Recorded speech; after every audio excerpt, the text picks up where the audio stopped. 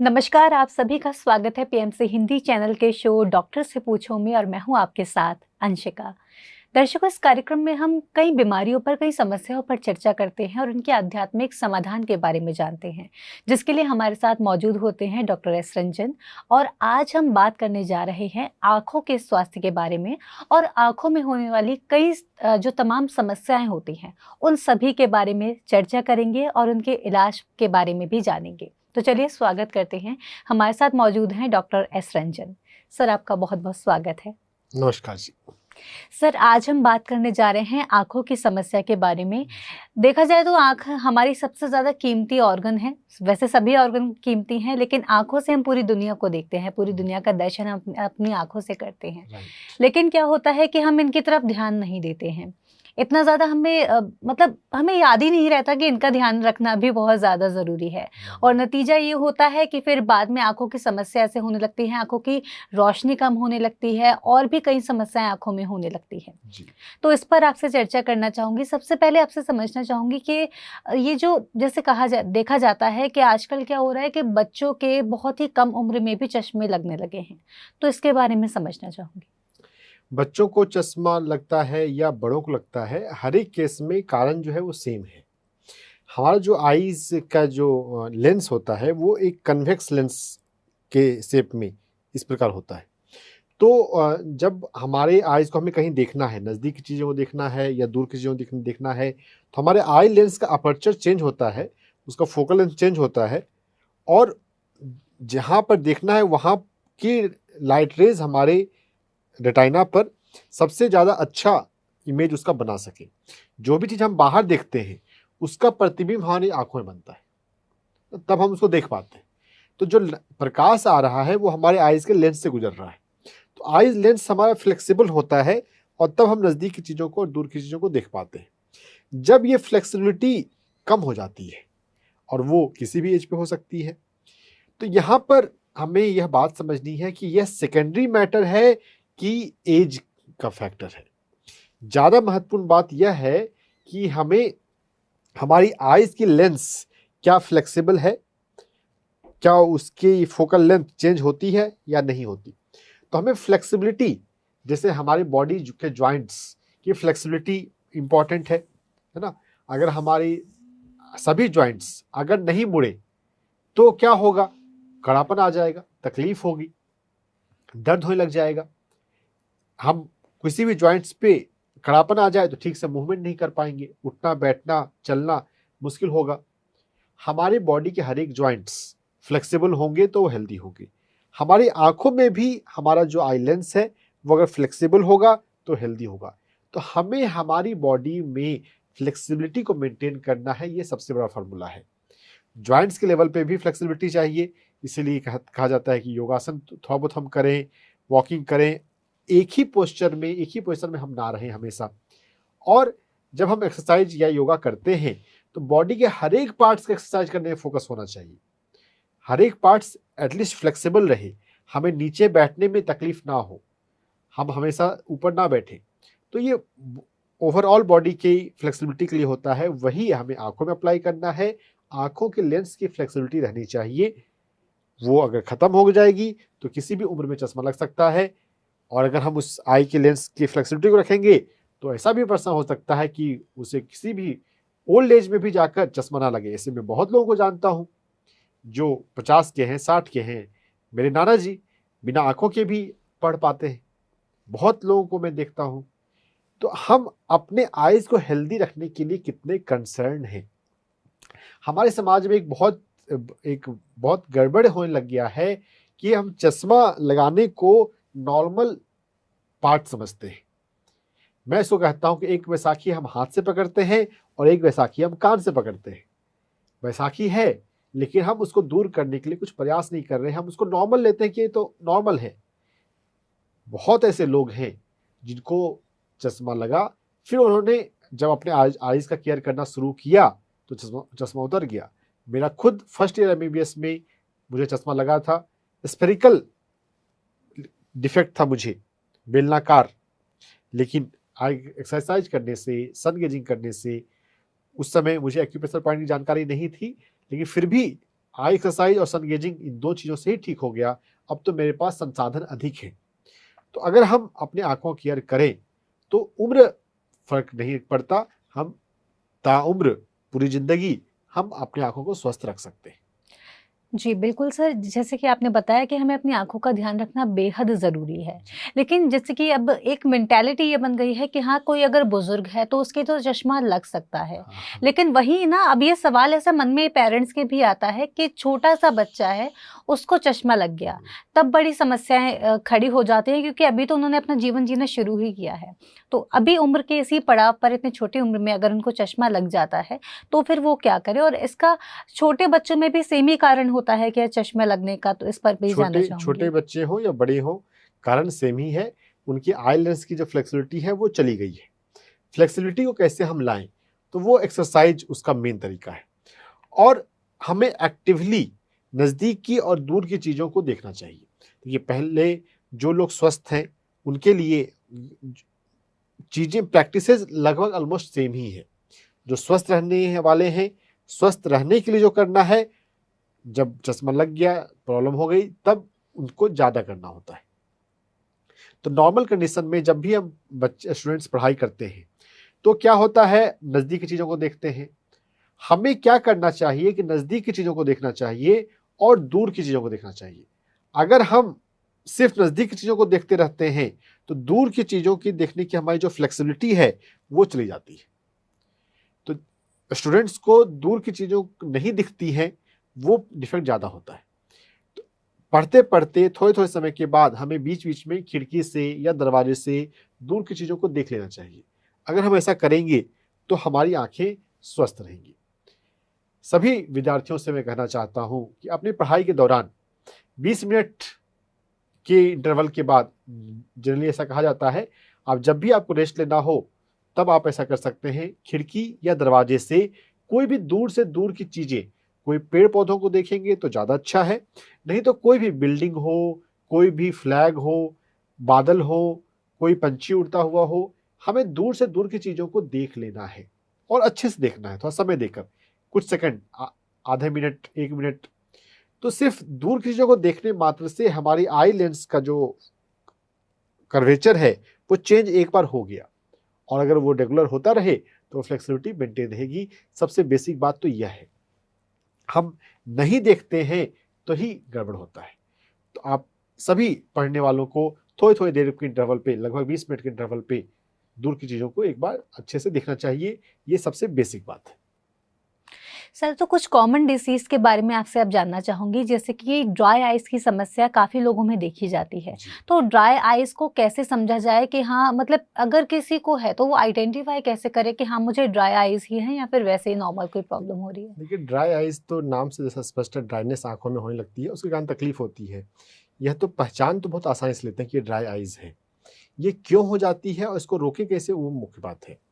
Dryness से, अब देखिए, हम हमारी पलक झपकती है। पलक क्यों झपकती है? हमारा ये जो कंजक्टिवा है और कॉर्निया है, इसके ऊपर जब ये आती है तो यहाँ पे इसके बिल्कुल एग्जैक्ट सरफेस पे वाटरी मीडिया होता है। अब ये वाटरी मीडिया अगर नॉर्मल रहे तभी हम ठीक से काम कर पाएंगे। तो समझिए, लुब्रिकेशन का काम, जैसे ड्राइविंग कर रहे हो तो विंड शीट चलाते हैं ग्लास क्लीन करने के लिए, थोड़ी थोड़ी देर पे चलाना होता है। तो हमारी आंखें जो है पलक झपकती रहती हैं ताकि यहाँ का मॉइस्ट इसको करते रहे। तो जब पलक झपकना कम हो जाए, ये मॉइस्ट ना हो पाए और ड्राइनेस आने लग जाए, तो फिर तकलीफ होगी। तो ये ड्राइनेस आती क्यों है, इसका एग्जैक्ट रीज़न तो मेडिकल में अभी तक नहीं समझा जा सका है। जो सिम्टोमेटिक मैनेजमेंट करते हैं उसमें तो हम आई ड्रॉप डालते हैं जिसके कारण से वाटरी मीडिया वहाँ पे बढ़ सके। लेकिन यहाँ पे एनर्जी मेडिसिन में हम इस बात को समझेंगे कि ये इन और यांग, दो तरह के प्राण पर हम काम करते हैं, सूर्य प्राण और पृथ्वी प्राण। तो अगर हम पृथ्वी प्राण को हम बढ़ा दें तो ये ड्राइनेस वाली समस्या, जो मॉइस्ट कर रहे हैं तो जो वाटरी मीडिया आ रहा है, ये वाटर भी एक तरह से इन एनर्जी ही है। हमारी बॉडी में जो ब्लैक एंड व्हाइट का जो सिंबल है, इन और यांग, दो तरह की ऊर्जा हमें ध्यान में रखना है। अगर हम ऊर्जा के बेसिक नेचर को समझ सकें और कब कौन सी ऊर्जा बढ़ाना है थोड़ा ध्यान में रखें, तो बहुत आसानी से हम अपने आप को हेल्दी कर सकते हैं। ड्राइनेस, सूखा हो रहा है, सूखा यानी कि इन ऊर्जा पृथ्वी, जो नमी है वो पृथ्वी में होती है। वाटर कनेक्शन पृथ्वी से है, तो पृथ्वी प्राण की कमी हो रही है। तो पृथ्वी प्राण को हमारे आंख के चारों तरफ इन और यांग दोनों ही नाड़ियां आती हैं। नीचे की तरफ इन मेरिडियन है और ऊपर की तरफ यांग मेरिडियन है। एक तो जनरल हम ड्राइनेस को कम करने के लिए अपने आंखों को भोजन के बाद हम अपने पानी के छींटे हम मार सकते हैं, लेकिन जो पानी है वो पीने वाला पानी होना चाहिए, वो अच्छा पानी होना चाहिए। और आंखों को बंद करके भी अगर हम छींटे मारते हैं वह भी हमें कूलनेस देता है, वो हमें हेल्प पहुंचाता है। और खुली आंखों पर भी पानी के छींटे मारे जा सकते हैं। और हमें इन एनर्जी को बढ़ाना है, तो हम आंखों के नीचे के पोर्शन को अगर मसाज करेंगे, हम आंखों के नीचे हम हॉरिजॉन्टल मसाज कर सकते हैं, आंखों खुली रख के या आंखों को खोल के, दोनों ही आंख बंद हो या खुली हो इससे फर्क नहीं पड़ता। हमें आंखों के नीचे लैटरल मसाज, हॉरिजॉन्टल मसाज करना है। और आंखों के सेंटर में भी स्टमक मेरिडियन गुजर रही होती है, तो हम यहाँ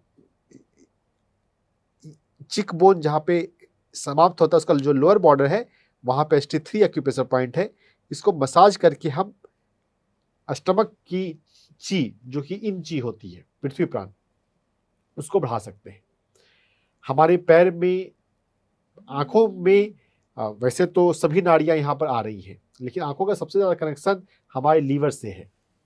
तो अगर हम लीवर में जो ह्यूमिडिटी पॉइंट है LV3, उसका मसाज करें, पैर के अंगूठे के पास LV3 एक्यूप्रेशर पॉइंट होता है, इसके मसाज करने से भी आंखों में नमी को बढ़ाया जा सकता है, ह्यूमिडिटी को बढ़ाया जा सकता है। LV3 एक्यूप्रेशर पॉइंट ऐसे भी बहुत यूजफुल पॉइंट है। बहुत लोगों को LV3 पर दबाने पर दर्द मिलेगा, लीवर का तीसरा एक्यूप्रेशर पॉइंट।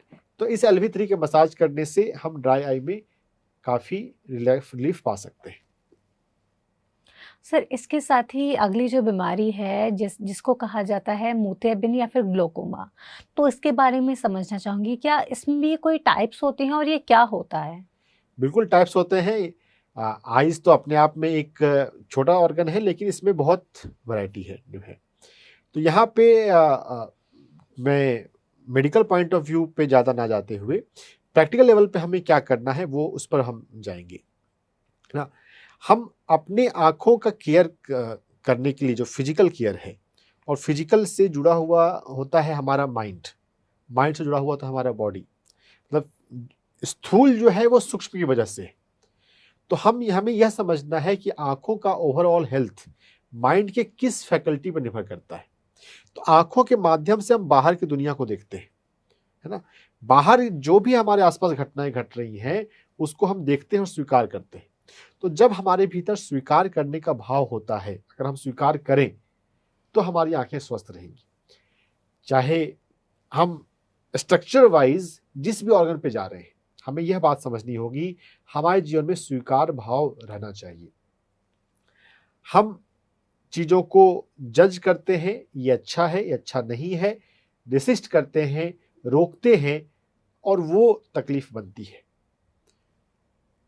ग्लोकोमा हो, कैटरैक्ट हो, जिसको हिंदी में मोतियाबिंद कहते हैं, या सिंपल जो हमारा जिसमें चश्मे लगते हैं, हमारा रिफ्रैक्टिव विजन का एरर है, हर एक रोग में ये माइंड का कारण तो कॉमन ही है लगभग, कि हम स्वीकार करने की भावना की कमी आ गई है।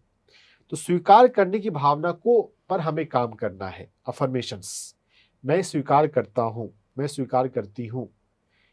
जीवन में रेसिस्टेंस हम ना रखें, फ्लो में हम रहना सीखें, स्वीकार करना सीखें। और इसको हम एक्यूप्रेशर पॉइंट से जोड़ सकते हैं। पैर में LV3 एक्यूप्रेशर पॉइंट एक जनरल एक्यूप्रेशर पॉइंट अच्छा है। हम अपने आंखों के चारों तरफ हम मसाज कर सकते हैं। और ग्लोकोमा में चूंकि ऑप्टिक नर्व का डैमेज होता है, तो नर्व का कनेक्शन हमारे ट्रिपल वार्मर मेरिडियन से होता है। तो हम अपने हाथ में यहाँ पे TW3 एक्यूप्रेशर पॉइंट पे काम कर सकते हैं। TW3 एक्यूप्रेशर पॉइंट जो है वो हमारी बॉडी में ट्रिपल बर्नर, 3 तरह के इंटरनली एनर्जी 3 लेवल पे होती है, तीनों लेवल पे एनर्जी को वो बढ़ाता है। तो इसलिए TW3 एक अच्छा पॉइंट है। हम उसको मसाज करते हुए अफर्मेशंस को साथ में कर सकते हैं। एक्यूप्रेशर और अफर्मेशन दोनों को इंडिपेंडेंट भी किया जा सकता है और मिलाकर भी किया जा सकता है। अगर बिल्कुल नए हैं तो मिलाकर करने में दिक्कत हो सकती है, तो आप किसी भी एक को एक बार में करें। अगर आपको दोनों एक साथ करने में दिक्कत तकलीफ लगे तो अपने जीवन में स्वीकार भाव को बढ़ाना है। जीवन में जो भी हो रहा है स्वीकार करना है, हम रेसिस्ट करने की भावना को कम रखें। साइकोसोमेटिसिटी पर काम करने जब हम करते हैं ना, तो हम हर चीज को प्रोग्रेस करने से रोक सकते हैं और कितनी बार रिवर्सल भी पॉसिबल है। थोड़ा सा मुश्किल लगता है कैटरेक्ट के मामले में रिवर्सल, क्योंकि ये रिलेटिवली एक एडवांस डिजीज है, काफ़ी आगे पहुंच गई है बीमारी, लेकिन अगर डेडिकेशन हो तो रिवर्सल भी पॉसिबल है। ग्लोकोमा और कैटरेक्ट मिलते जुलते रोग हैं लेकिन अलग रोग हैं। सर, जैसे कि आपने बताया कि ग्लोकोमा और कैटरेक्ट दोनों मिलते जुलते हैं लेकिन अलग हैं, तो ये कैसे? देखिए, दोनों में ही विजन लॉस होता है ना, और एज बढ़ने के साथ जो दिखना कम होता है, दिखना बंद हो जाता है, तो ये सबसे ज़्यादा कॉमन डिजीज है कैटरेक्ट और ग्लोकोमा। तो एज ए लेमैन तो हमें ज़्यादा फर्क नहीं पड़ता कि दिखना अगर बंद हुआ किस कारण से बंद हुआ, लेकिन मेडिकल रीजन में जो कैटरेक्ट है, जो आई लेंस है वो ओपेक होने लगता है। जो लेंस है वो प्रकाश को आने देता है अंदर, तो ट्रांसपेरेंट होगा तो वो आएगा, लेकिन उसकी ट्रांसपेरेंसी कम होने लग जाए आई लेंस की, तब कैटरेक्ट होता है। ग्लोकोमा में ऑप्टिक नर्व डैमेज हो रहा है, इंट्राऑक्यूलर प्रेशर बदल जाता है, तो सिम्टम दोनों में लगभग सेम होने की वजह से उनको एक ही नाम से भी जानते हैं, लेकिन मेडिकल में रीजन अलग हो जाते हैं। अब जो कैटरेक्ट है वो काफ़ी कनेक्टेड है एजिंग फैक्टर से। शरीर जब पुराना हो रहा है, नेचुरल रिसोर्सेज पुराने हो रहे हैं, तो अगर हम एजिंग को समझकर एजिंग को स्लो डाउन कर सके तो हम कैटरेक्ट के प्रोग्रेशन को रोक सकते हैं। क्या करना होगा? हमें एजिंग क्यों होती है इसके साइंस को थोड़ा समझना होगा और उसे स्लो डाउन करना है। प्रकृति के साथ रहना, प्रकृति के साथ अगर हम रहते हैं तो आप नए बने रहेंगे। बच्चों के साथ रहना, बच्चे प्लेफुल होते हैं और सीखने के लिए हमेशा तैयार होते हैं। जब हम अधिक उम्र वाले हो जाते हैं, हमारी सीखने की टेंडेंसी धीरे धीरे कम होती जाती है। एक तो एटीट्यूड की बात होती है, लगता है कि हमें सीखने की जरूरत नहीं है, मुझे पता है, मैं बेहतर जानता हूं। और दूसरा, हम यह भी अपने आप को मान लेते हैं कि मैं अब नहीं सीख सकता। किसी भी उम्र में कोई भी व्यक्ति अगर सीखना चाहे तो कुछ भी सीख सकता है। मैं नहीं कर सकता हूं, यह भाव ही वास्तव में सीखने में रुकावट बनता है। तो अगर सीखने का भाव हो तो हम अपने जीवन में बच्चे से बने रहेंगे और एजिंग प्रोसेस स्लो हो जाएगा। एजिंग प्रोसेस स्लो करने के लिए भी वैसे एक्यूप्रेशर पॉइंट हो सकते हैं, लेकिन ज़्यादा एटीट्यूड पर हम समझें और उस पर काम करें, क्योंकि सब कुछ माइंड से जुड़ा हुआ है। अगर माइंड को अगर हेल्दी रखेंगे, माइंड पर काम करना सीख लेंगे, तो हर एक फिजिकल डिजीज को रोका जा सकता है और बहुत जगह पर ठीक भी किया जा सकता है, रिवर्स भी किया जा सकता है। क्या सर वाकई में मतलब एजिंग को स्लो डाउन किया जा सकता है? ये बहुत ही आश्चर्य वाली बात होगी, क्योंकि हम सब ने माइंडसेट ही बना लिया है कि हाँ, हम ग्रो होते हैं, उसके बाद एजिंग होने लगती है। तो क्या इसको स्लो डाउन कैसे करें फिर? देखिए, यहाँ पे ना, चूंकि देखिए, जब हम कोई चीज को अपने चारों तरफ देखते हैं तो हमको वो चीज नॉर्मल लगने लग जाती है ना। जैसे एक ओशो की मैंने कहानी पढ़ी थी कि एक अंधों के देश में एक आंख वाला पहुंच गया। तो अब वो आंख वाला जब बातों को बता रहा है तो सभी उसका मजाक उड़ा रहे हैं कि नहीं, ऐसा तो हो ही नहीं सकता, हमारे दादा और लोगों ने भी ऐसी कोई बात नहीं बताई। तो मजबूरन में ये हुआ कि मतलब कहानी में ऐसा आता है कि आंख वाले ने भी अपनी आंखें फोड़ ली कि अगर अंधों के साथ रहना है तो अंधा ही बन के रहना पड़ेगा, है ना। तो यहाँ पर है बात कि हम चारों तरफ एजिंग होते हुए लोगों को देखते हैं, तो हमको एजिंग एक नॉर्म लगता है। देखिए, मैं इसको थोड़ा इजी करके समझाता हूँ। ऐसा आपने जरूर देखा होगा कि कभी कभी कोई 50s में बंदा हो, लेकिन फिर भी वो अपने लुक से, अपने चाल ढाल से 30s का या 40s का लगे। ऐसे बहुत मिल जाते हैं। बिल्कुल। जिनको देख लगता है अरे अरे आप में तो एज पता ही नहीं चल रही है। तो वहाँ पे हमें ये देखना कि ऐसा क्यों हो रहा है, क्योंकि उस बंदे का लाइफ स्टाइल, उस बंदे का जीने का तरीका ऐसा है कि वो यंग दिखता है। तो अगर हम बात यह समझनी है, हमने जो बायोलॉजिकल एजिंग है कि उम्र होती है तो चीजें पुरानी होंगी ही, हम उसको इतना ज्यादा सोचते रहते हैं, मानते रहते हैं कि उसका प्रभाव हमारे जीवन पे होता है। अगर हम वो बोलना और सोचना छोड़ दें, एज हम खुद से कभी ना बताया करें, दूसरा कोई पूछे तो भी डिस्करेज क्या करें, जहां पे बहुत जरूरी ना हो, जहां पे कैजुअल कन्वर्सेशन है, कितनी एज है। तो एज हम देखिए सोल के लेवल पे तो हम सभी एजलेस हैं ही, तो बॉडी लेवल पे भी एज का काउंटिंग क्यों करना।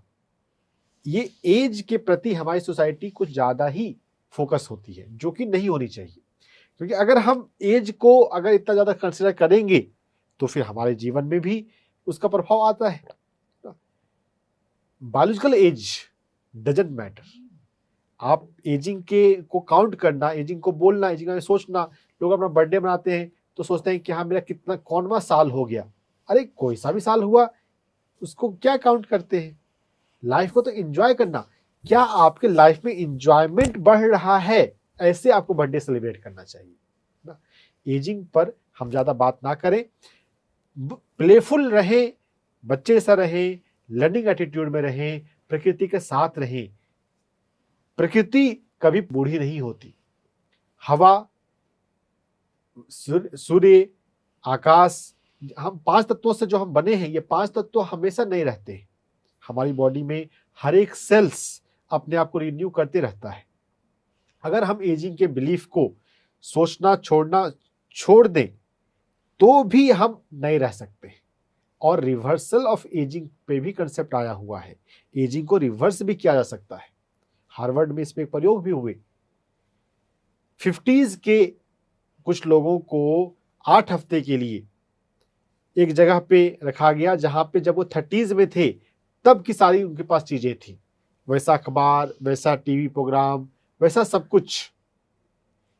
बाद में ऐसा हुआ कि उनके सेल लेवल पे चेंजेस आ गए थे। भले उनकी एज 50 वाली थी, लेकिन उनका सेल अब उनको ज्यादा यंग दिखा रहा था। ये बहुत बड़ा एक्सपेरिमेंट था हार्वर्ड में, इलेन लैंगर नाम की एक साइंटिस्ट ने किया था, बुक भी है इस पर। रिवर्सल ऑफ एजिंग भी पॉसिबल है। हम एजिंग के कंसेप्ट को मानना सोचना छोड़ दें, और मूल रूप से तो हम आत्मा ही है ना। Basically we are souls and souls doesn't age. अगर हम सोल नेचर को अपने जिएंगे तो बॉडी लेवल पे एजिंग का महत्व कम रह जाएगा। कभी भी हम किसी को ना बोलें वो बूढ़ा हो गया है, या मैं बूढ़ा हो रहा हूं, या मेरी एज बढ़ रही है। एज मैटर करता ही नहीं। हम धरती पर सीखने आते हैं, सीखने की फिक्र करें, लेसन्स की फिक्र करें, और सीख चुके हो या सीखने का प्रोसेस चल रहा हो तो मीनवाइल लाइफ को एंजॉय करते चले। जो भी कैटरैक्ट है, ग्लोकोमा है, ये सारी चीजें ना आप होने से रोक सकते हैं अगर आप बिलीव एजिंग के कंसेप्ट को पर बात करना और सोचना छोड़ दें तो।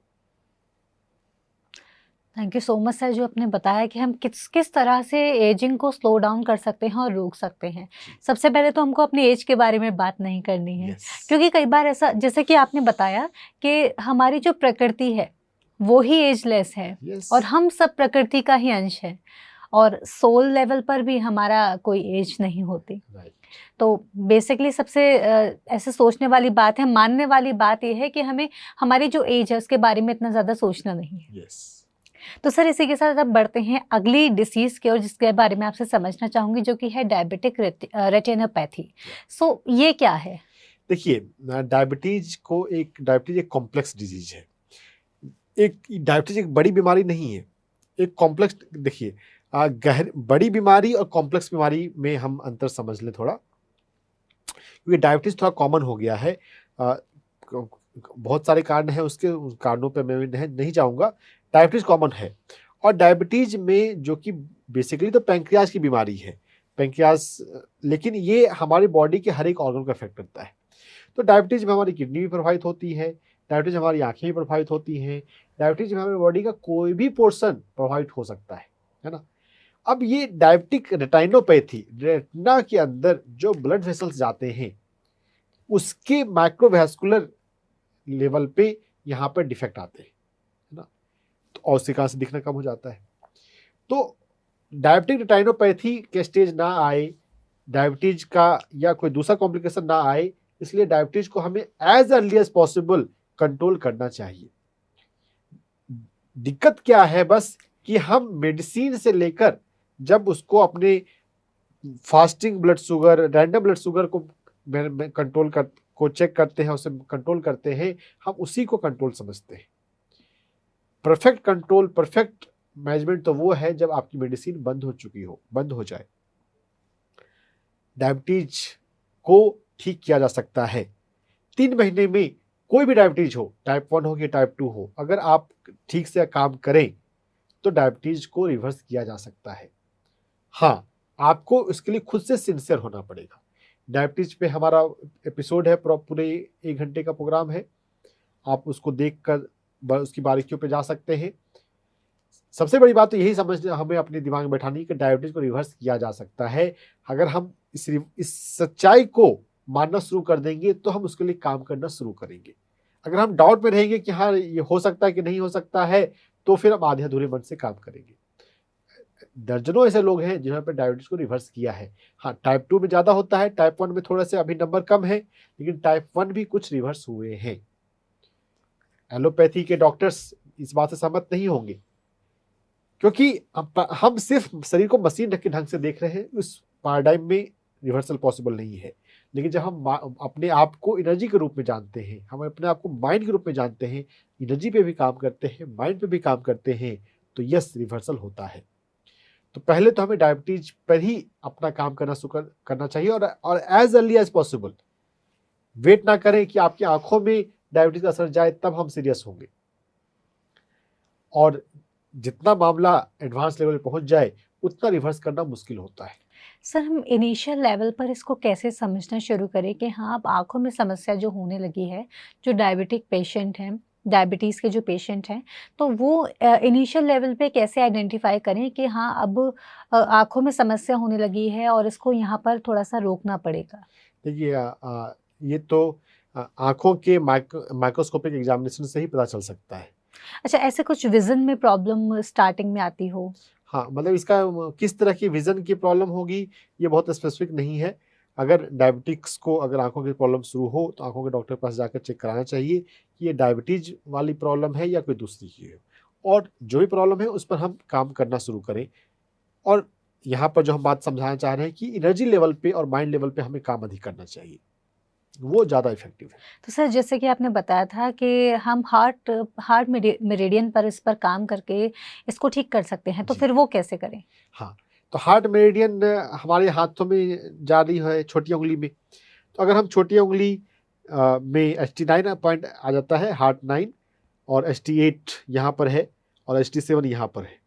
तो अगर हम हार्ट मेरिडियन को हम एक्टिव करेंगे तो ST7 सबसे मेन पॉइंट है। इन 9 टोटल 9 पॉइंट्स हैं उनमें।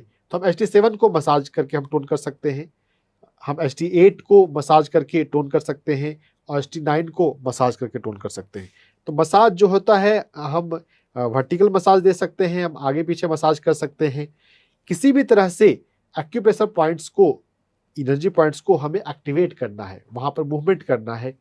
मैनुअल हम खुद से कर सकते हैं, हम दूसरों से करवा सकते हैं। खुद से करेंगे तो आप ज़्यादा बार कर सकते हैं। और एक्यूप्रेशर में इन जनरल कोई साइड इफेक्ट नहीं होता है। आप गलती से भी कोई गलती नहीं कर सकते। आप बस जो आपको समझ में आ रहा है, ST7, ST8, ST9, और इन तीनों में भी सबसे मेन है ST7, हम उसका मसाज करें और हार्ट मेरिडियन को एक्टिव करें। हार्ट मेरिडियन एक्टिव होगी, ब्लड वेसल्स हेल्दी होंगे, तो फिर डायबिटिक रेटिनोपैथी विकसित डेवलप नहीं होगी। सर, इसी के साथ अब बढ़ेंगे अगली समस्या की ओर, जिसका नाम है मैक्युलर डिजेनरेशन। तो जैसे कि इसमें डिजेनरेशन का नाम आता है, तो क्या Yes. एजिंग की समस्या इसमें भी कुछ है? Yes, perfectly. मैकुला, देखिए हमारा आँख तो ऐसे बहुत छोटा है, लेकिन उसमें भी बहुत सारे अलग अलग पार्ट डिफाइन किए गए हैं। तो आई लेंस एक पार्ट हो जाता है, उसका जो मीडिया है, जिसका जो लिक्विड होता है, और फिर रेटाइना है। अब इस रेटाइना में भी एक इम्पॉर्टेंट पार्ट होता है जिसको मैकुला बोलते हैं, है ना। तो इसको फंक्शनल सेंटर भी कहा जाता है रेटिना का। तो डीजनरेशन मतलब उसका जो स्ट्रक्चर है वो डिस्टर्ब होने लग जाए, वो उसका नॉर्मल जो एनाटॉमी है, नॉर्मल बनावट है, वो डिस्टर्ब होने लग जाए, तो डीजनरेशन होने लग गया। अब उसका स्ट्रक्चर खराब हो रहा है। तो कोई भी चीज़ खराब कब होती है? जब वो पुरानी हो जाती है ना। अब शरीर, अगर हम एजिंग के बिलीफ को एंटरटेन करते हैं तो हमारा शरीर पुराना होगा।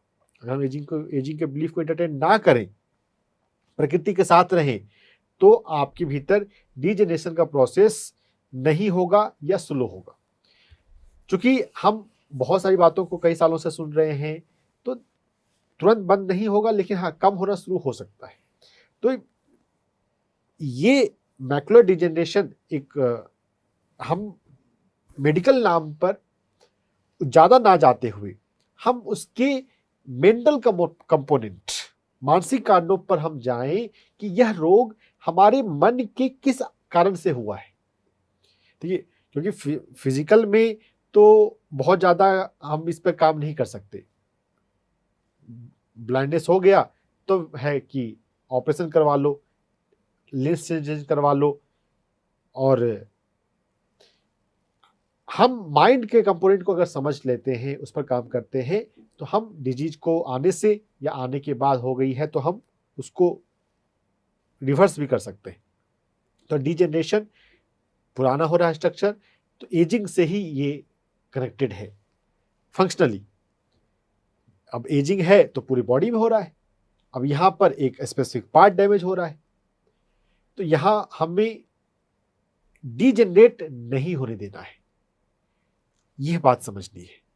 तो डीजनरेट कब होता है हम लाइफ में? जब हम उत्साह खो देते हैं, जब हम अब हिम्मत छोड़ने लगते हैं, हारने लगते हैं। यूथफुलनेस, जोश हमें मेंटेन करना चाहिए। तो कहते हैं कि जैसे हम संगति में होते हैं वैसे हम पर प्रभाव पड़ता है, तो हम यंग लोगों के साथ रहा करें। देखिए क्या होता है, जब हम उन लोगों के साथ होते हैं जो हमें अप्रिशिएट करें, जो हमारी बातों को हमारे हाल में हाँ मिलाएं। बहुत लोग इस लिए अपनी कंपनी को चुनते हैं, लेकिन नहीं, कंपनी हमें उन लोगों की चुननी चाहिए जो लोग लाइफ में आगे बढ़ना चाहते हैं, जो लाइफ में डायनेमिक रहना पसंद करते हैं, जो जोश में रहना पसंद करते हैं। तो डीजनरेशन, अगर यूथफुलनेस अगर मेंटेन रहेगा तो डीजनरेशन नहीं होगा। जीवन तो हमेशा नया होता है, हम भी हमेशा नए बने रहे। कभी भी अपने आप को उम्र हो गई है, अब तो जाने का समय हो रहा है, अब तो बुढ़ापा आ रहा है, ऐसे थॉट्स हम एंटरटेन ना किया करें। यूथफुलनेस को मेंटेन रखेंगे तो डिजेनरेशन, कोई भी डिजेनरेशन नहीं होगा। अब यहाँ पे हम थोड़ा एनर्जी पॉइंट पे भी कुछ काम कर सकते हैं। एनर्जी पॉइंट में जब हम जाएंगे तो जो डीजेनरेशन वाली एनर्जी होती है उसको बोलते हैं कोल्ड ची। अगर कोल्ड ची को सिलेक्ट कर दिया जाए तो सुजोग की मैं यहाँ पर बात करूंगा, हमारे नी के पास, घुटनों के पास जो नाड़ी आदि है, उन नाड़ियों का एंड फेज कोल्ड फेज होता है। तो अगर कोल्ड फेज को हम सिलेक्ट कर दें,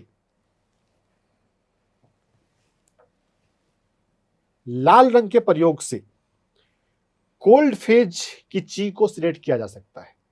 हम अपने हाथ में मिडिल फिंगर के इस ज्वाइंट के पास लाल रंग लगा लें और रिंग फिंगर में भी, दोनों हाथों में, तो कोल्ड फेज को ये सिलेक्ट करने लगेगा। ये सुजोग का मेथड हुआ। जब हम होल बॉडी टीसीएम में करेंगे तब उसमें हमें घुटने पर जाके काम करना होगा। चूंकि नी पर पॉइंट में हमें सिलेक्ट करना है तो सुजोग वाला मेथड इजी है। एनर्जी पर कई ढंग से हम काम कर सकते हैं। तो LV8 और LV8 क्या, सभी कोल्ड पॉइंट को हम यहाँ पर सिलेक्ट कर रहे हैं। तो ये डिजेनरेशन प्रोसेस को स्लो डाउन, एजिंग प्रोसेस को, आंखों से रिलेटेड एजिंग प्रोसेस को खासकर, बाकी को भी स्लो करेगा, ये स्लो कर सकते हैं। सर इसके साथ ही हम और कौन से एक्यूप्रेशर पॉइंट्स पर काम कर सकते हैं जिससे कि ये जो प्रॉब्लम है, आंखों की जो जेनरिक समस्याएं सभी को जो होने लगती हैं वो ना हो?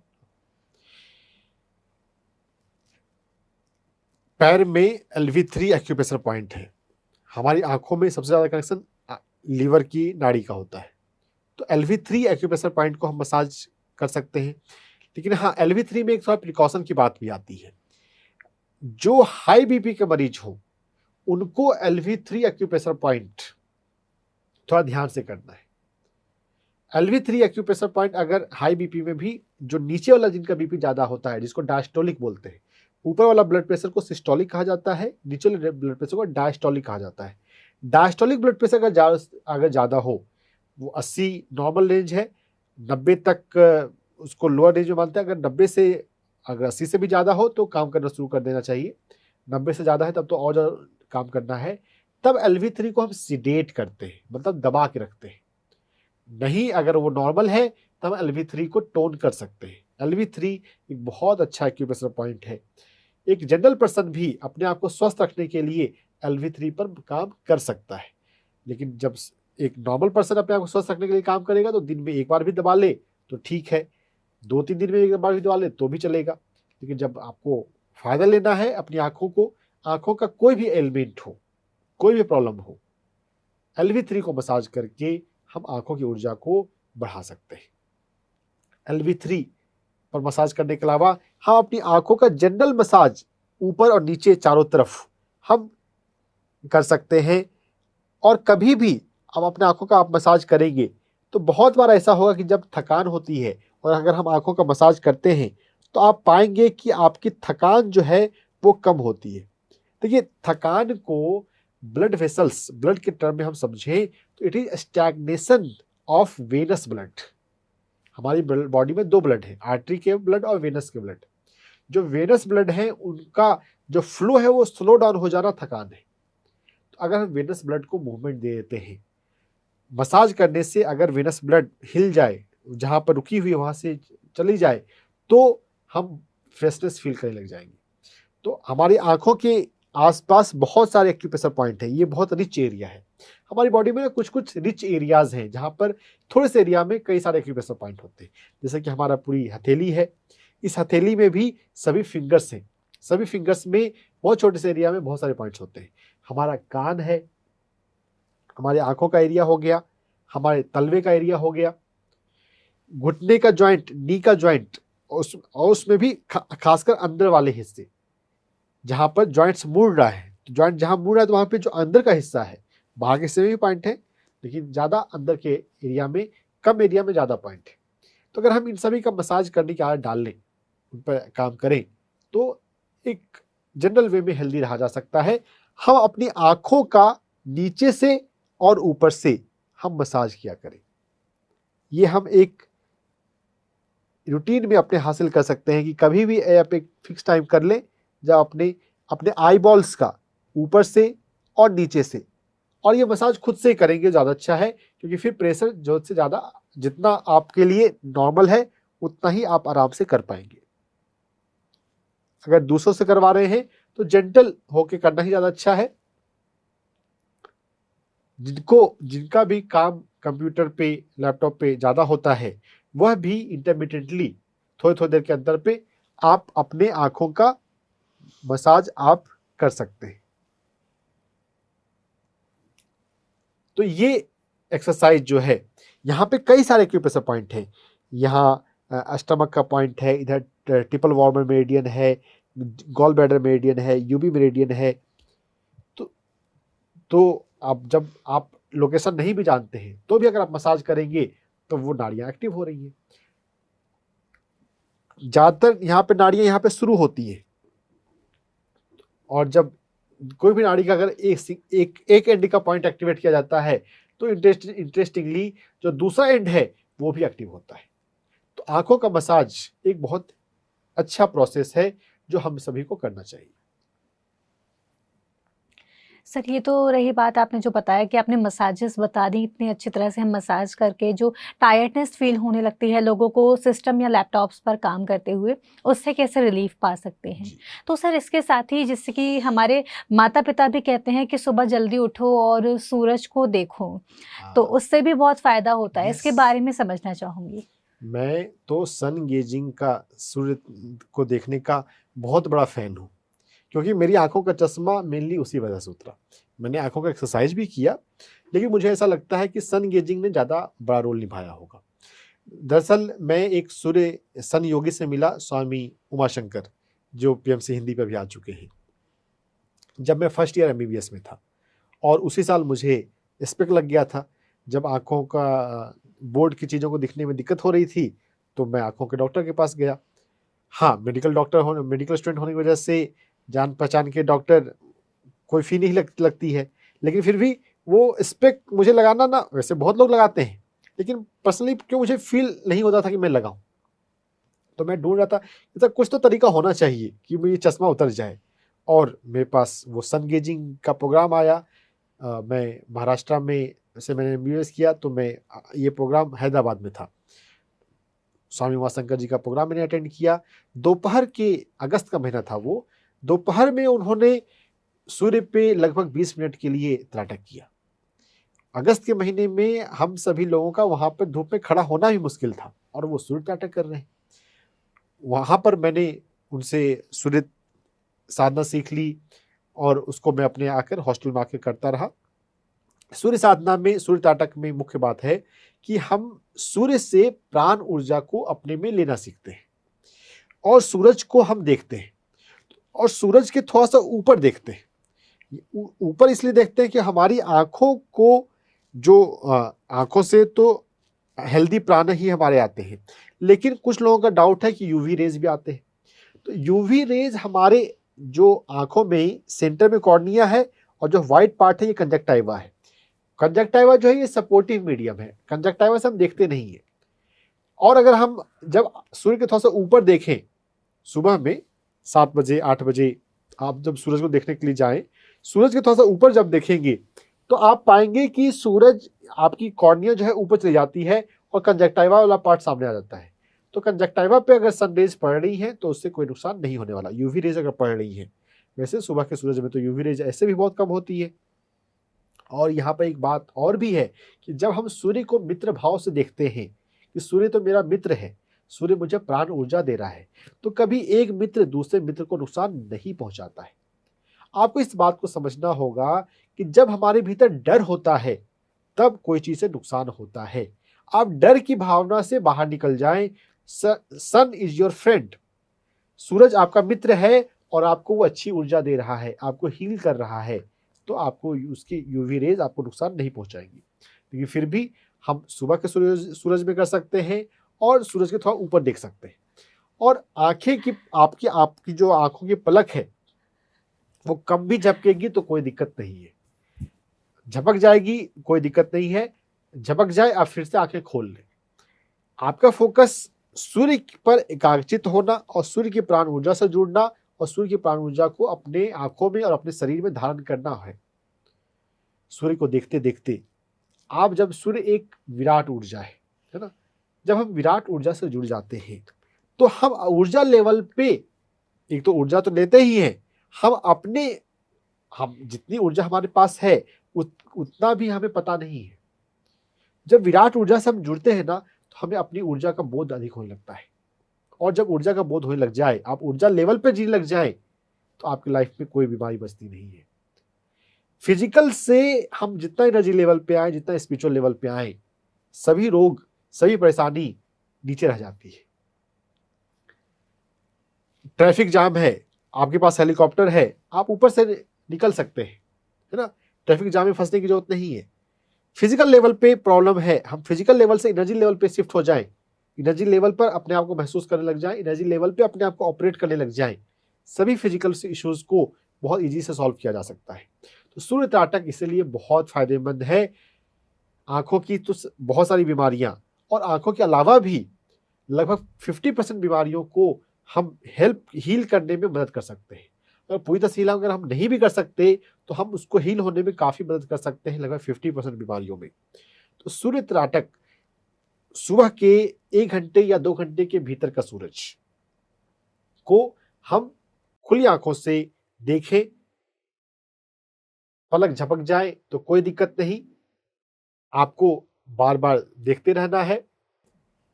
सूर्य से प्राण ऊर्जा मेरे भीतर आ रही है, ये भाव करना है। जितनी देर आंखें खोल कर देखते हैं लगभग उतनी ही देर आंख बंद करके वहीं पर बैठना चाहिए या कहीं भी ध्यान में बैठना चाहिए। अगर वहां नहीं बैठ सकते, अगर आपके पास ऐसा इन्वायरमेंट नहीं है, तो थोड़ा सा हट के कोई छाए वाली जगह में आप बैठ जाएं। और कम से कम उतना देर तो जरूर, जितनी देर आंख खोल के बैठा है, क्योंकि ना जो सूर्य की प्राण ऊर्जा हमारे भीतर आई उसे हमें एसिमुलेट करना है, पचाना है। तो ये सूर्य त्राटक, सूर्य ऊर्जा को लेने का साधन ये बहुत फायदेमंद है। मैंने अपने जीवन में अपनाया है और मेरे कहने पे कई लोगों ने अपनाया है और इससे बहुत फायदे होते हैं, चश्मे उतर जाते हैं। सर, इसके साथ ही मैं ये समझना चाहूँगी कि जो वर्किंग लोग हैं, जिनको सिस्टम पर काम रहता है, तो उनकी आँख में ना क्या रेडनेस आने लगती है जी। और थकान होने लगती है, जिसके लिए आपने बता दिया कि हम कैसे एक्सरसाइज करके राइट। रिलैक्स कर सकें। लेकिन ना यहीं पर मार्केट में काफ़ी सारी ऐसी ड्रॉप्स, आई ड्रॉप्स भी उपलब्ध होती हैं, जो ये भी क्लेम करती हैं कि ये आयुर्वेदिक हैं, इनसे कुछ नुकसान भी नहीं हो सकता। तो क्या हम उनको यूज़ कर सकते हैं? देखिए, एज ए एनर्जी हीलर मैं एक्यूपंक्चर पे काम करता हूँ, एनर्जी पर, नाड़ियों पर काम करता हूँ। हम जो भी करें नाड़ियों पर करें, एनर्जी पर करें। तो एनर्जी में ही जब जब जो हमें यहाँ पर प्रॉब्लम को हम समझना है एनर्जी लेवल पे। अब देखिए, आंखों में अगर रेडनेस हो रही है तो ये रेडनेस जो है वो यांग ची का एक्सेस है। यांग और इन दो ऊर्जा है, सूर्य ऊर्जा और पृथ्वी ऊर्जा। सूर्य ऊर्जा गर्म ऊर्जा है, पृथ्वी ऊर्जा शीतल ऊर्जा है। तो अगर रेडनेस हो रही है तो कोई भी चीज़ जब गर्म होती है तब लाल होती है ना। तो लाली पर रेडनेस आ रही है मतलब वहाँ पे गर्मी बढ़ रही है, तो हमें उसको शीतल कर देना। शीतल कैसे करेंगे? काले कलर से। ब्लैक कलर जो है वो पृथ्वी प्राण को बढ़ा देता है। तो जो आंखों का जो कॉरेस्पॉन्डेंस एरिया है हमारे अंगूठे में, नाखून के जड़ पे, यहाँ पर GB20 एक्यूप्रेशर पॉइंट आ रहा है। इस GB20 एक्यूप्रेशर पॉइंट को हम ब्लैक कलर लगा देंगे। अब ये ब्लैक कलर अगर यहाँ पर आ गया तो GB20 गॉल ब्लैडर मेरिडियन जो है वहां पर शीतलता आने लग जाएगी। तो रेडनेस में हम एनर्जी लेवल पे अगर काम कर लेते हैं तो चीज़ें दोनों हाथों में ही करना है। मैं एक हाथ में डिस्प्ले कर रहा हूँ, बल्कि अंगूठे के साथ साथ अगर हम करना चाहें तो हम अपने रिंग फिंगर पे भी कर सकते हैं, बाकी फिंगर्स पे भी। नेल के बेस पे हमें करना है। GB20 गॉल ब्लैडर 20 का ये एक्यूप्रेशर पॉइंट है ना। और यहाँ पे नींद का भी बहुत महत्व है ना। तो ये जब अगर हमें जितना सोना चाहिए, एक पर्सन को लगभग 7 घंटे 7.5 घंटे की नींद लेनी चाहिए, ऐसा लाइफ स्टाइल मेडिसिन में भी कहा जा रहा है, जो भी मेडिकल की रिसर्च है। सर, जैसे कि आपने बताया कि हमें एक पर्टिकुलर नींद लेनी चाहिए, जी। लेकिन जैसे कई बार ना ऐसा होता है कि अब सबकी लाइफस्टाइल बिगड़ती जा रही है, तो लोगों का रहता है कि रात में जागते हैं और दिन में सोते हैं। तो मैं आपसे रिक्वेस्ट करती हूँ कि आप भी हमारे व्यूअर्स और जो लोग देर से मतलब या फिर सोने का जो टाइम टेबल है डिसबैलेंस हो जाता है उनका, आप उनको एक बार रिक्वेस्ट करें, आप उनको समझाएं, तो मुझे लगता है कि उनको बेटर समझ में आएगा। क्योंकि जब भी एक डॉक्टर बात करते हैं तो उनकी बात का फ़र्क अलग पड़ता है। बिल्कुल। दोस्तों, नींद बहुत महत्वपूर्ण है जीवन में ना। भोजन से भी ज्यादा नींद महत्वपूर्ण है। अगर आप मेरी बातों को मान सकें, चाहे आप एक टाइम खाना नहीं खाओगे, आपके शरीर को कोई बहुत ज्यादा नुकसान नहीं होगा। क्या होगा ज्यादा? आपकी बॉडी में, लीवर में ग्लाइकोजन स्टोर होता है। ग्लूकोज से मिलता जुलता कार्बोहाइड्रेट का एक प्रोडक्ट है ग्लाइकोजन। आपके लीवर में ग्लाइकोजन स्टोर होता है, वो ग्लाइकोजन रिलीज हो जाएगा, बॉडी की एनर्जी काम चल जाएगी। एक दिन ना खाएं, 2 दिन ना खाएं, कोई शरीर को कोई ज्यादा दिक्कत नहीं होने वाली। हाँ, बस जिस समय भूख लगी है उस समय आपको थोड़ी होगी, लेकिन थोड़ी देर के बाद बॉडी अपने आप को एडजस्ट कर लेती है। लेकिन अगर हम आप एक दिन ना सोएं तो आपकी बॉडी का बहुत सारा सिस्टम गड़बड़ा जाएगा। हम कम सोकर काम चला रहे हैं, ये ना करें। अपनी नींद को रेस्पेक्ट करें। नींद सबसे ज़्यादा महत्वपूर्ण है। रात में आपने सोने का एक फिक्स टाइम रखें, 10 बजे हो, 11 बजे हो, या जब भी हो, जब आपको नींद आने लगती है, नींद आने लगे फिर जबरदस्ती अपने आप को जगाए ना रखें। हाँ, unless until it's very urgent. लेकिन हम क्या है अपने लाइफ में, रूटीन लाइफ में अपने आप को जगाए रखते हैं, ये हेल्दी नहीं है। नींद आती है उस समय सो जाएं। और जो हमारी रात की नींद होनी चाहिए ना, वो अनइंटरप्टेड होनी चाहिए। यानी कि ऐसा नहीं है कि रात में बीच में नींद खुली और हम व्हाट्सएप पर चैटिंग करने लग गए या यूट्यूब वीडियो देखने लग गए। नींद नहीं आ रही है तो आप या तो कोई इंस्ट्रूमेंटल म्यूजिक चलाकर, या बिना म्यूजिक का मेडिटेशन में बैठ जाए, आंख बंद करके अंदर आती बाहर जाती सांसों को देखते रहे। नींद नहीं आना समस्या नहीं है, नींद नहीं आ रही हो और उस समय यूट्यूब देखने लग जाए वो समस्या है। नींद नहीं आती है, आप ध्यान में बैठिए, अच्छा है, आपका ध्यान हो जाएगा।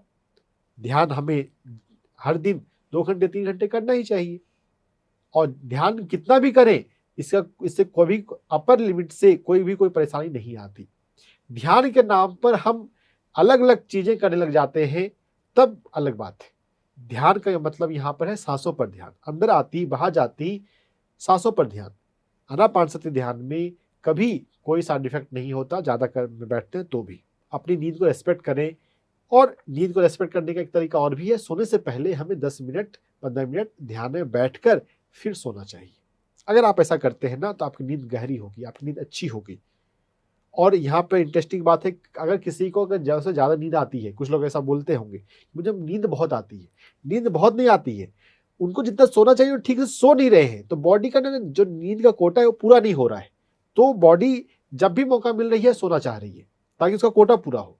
तो आपको ज़्यादा देर सोने की जरूरत नहीं है, नींद की क्वालिटी पर काम करना है, नींद की गहराई बढ़ानी है। जब आप सोएं गहरी नींद सोएं, एक बच्चे की बात सोएं।